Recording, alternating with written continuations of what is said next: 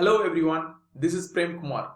Welcome to one another video on sharing my Pega experience. In one of my previous video, I shared you 5 tips to become a confident Pega developer. If you have missed that video, please follow the link and check that video first. In this video, I am going to go in detail sharing some tips if you are starting your career as a Pega fresher. If you are starting your career as a Pega fresher, this will be the first question that comes to your mind. What type of project you get assigned to? On a high level, I would say there are 3 kinds of projects: development project, support project, and upgrade project.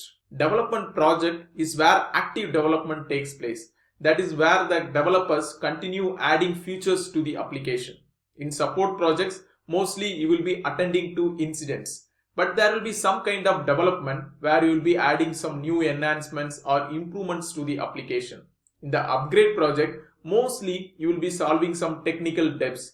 You may be attending to some upgrade bugs and also do the testing during the upgrade. So as a fresher, how do people get assigned to these projects? I would say 99% of the time it is just random. If an MNC is hiring freshers and they have some billing role for some support projects, then definitely the freshers may get assigned to those support projects. I would say whatever projects you get assigned to as a fresher, just gather your experience. Definitely there will be learning in any kind of project. Okay, let's say you get assigned to some kind of support projects. Then how do you start your learning there?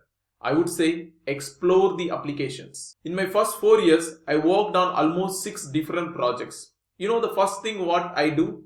Definitely I get the KT from the team members, but I will also do my own self-exploration on the application. I will start with case types and then I will continue with the flow rules that are part of the case type. I will never miss to check on the declarative rules. I find it more interesting to find the use cases of the declarative rules like declare on change, declare trigger, etc.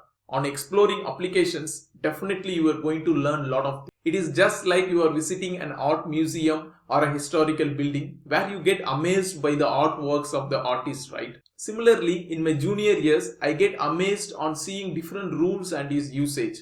For example, the first time when I saw the split join or split for each use cases, I was really amazed. I understood where it get used. I remember all those use cases and learned from the seniors who coded the application. Even you can learn from the Pega Designer Studio, the Pega rules based application. For example, if you just trace the zip import functionality in Pega, there you can find how Pega designed the file upload functionality. So in your project, if you want to use some file upload, you can just trace the out of the box features. So whatever applications you work, just explore the application and find the coding styles of your fellow developers. In some places, you will really think the coding can be done in a different way. This can really improve your solution thought process. Next is, do not worry about your knowledge gap.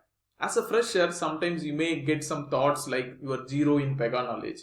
I have experienced that. I even thought of leaving the IT field and start my higher studies. Good, I didn't do that. I remember when I started writing my very first activity, I used to nudge my team lead asking for each step. What should be the next step I should write in an activity? At one moment, he asked me to follow another activity. He just asked me to mimic the activity and then write my own activity. I also remember another funny incident. When I checked in a rule, I found my team lead's check-in commands as WIP. At that time, I didn't understand what is WIP. I know it is work in progress. But then, you know what check-in command I gave? I gave RIP, just rest in peace. I just almost killed an activity rule at that time. There was a lot of laugh on checking my review commands. What I want to say here is, Pega knowledge, it increases with experience. It's like a slow progress. So don't worry about that. If you really want to speed up a little, then you have to put a lot of dedication and hard work. The following tip which I am going to share may not work for everyone. If you feel it may not work, you can just skip the step. I personally feel it worked for me. During my junior year, I think it will be around 1 year of experience, my team lead assigned me a module. He asked me to own the module. You know, at that time, I felt a lot of responsibility on my shoulders.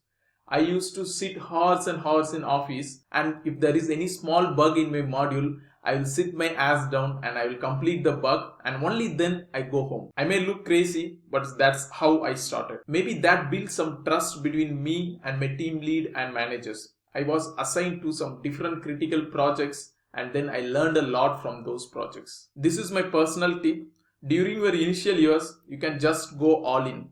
Put all your efforts and hard work. I feel that is the time you will learn a lot. That will really shape up your future. Again, please do maintain your work-life balance also. My next tip is you can collaborate in different forums. As a fresher, as a junior developer, you may get a lot of questions during development. Just raise the questions in the right forum, and if you raise some questions in the Pega community, there are many people who can answer your questions. Do ask a lot of questions.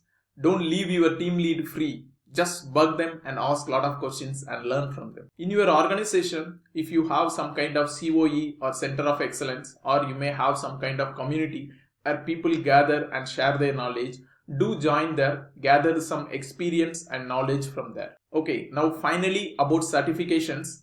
Give the certifications at the right time. Recently, I've seen a lot of changes in Pega certification. What I meant here is, people are giving for senior system architect exam even without having any project experience. I meant about the certification, not about the course content. You can complete your course content anytime. My advice on this certification is, as soon as you are joining a project or about to join a project, you can give the system architect exam. But for senior system architect exam, you can wait for 1 to 1.5 years. You need to think the certification as a role. If you want to become a senior system architect in Pega, then you should feel yourself as a senior developer in the team. Just gain some project experience before you give the senior system architect exam. Now about LSA, once you become the team lead, or you have some 4 to 5 project experience, then really you can think of going for the LSA certification. I hope this video is informative.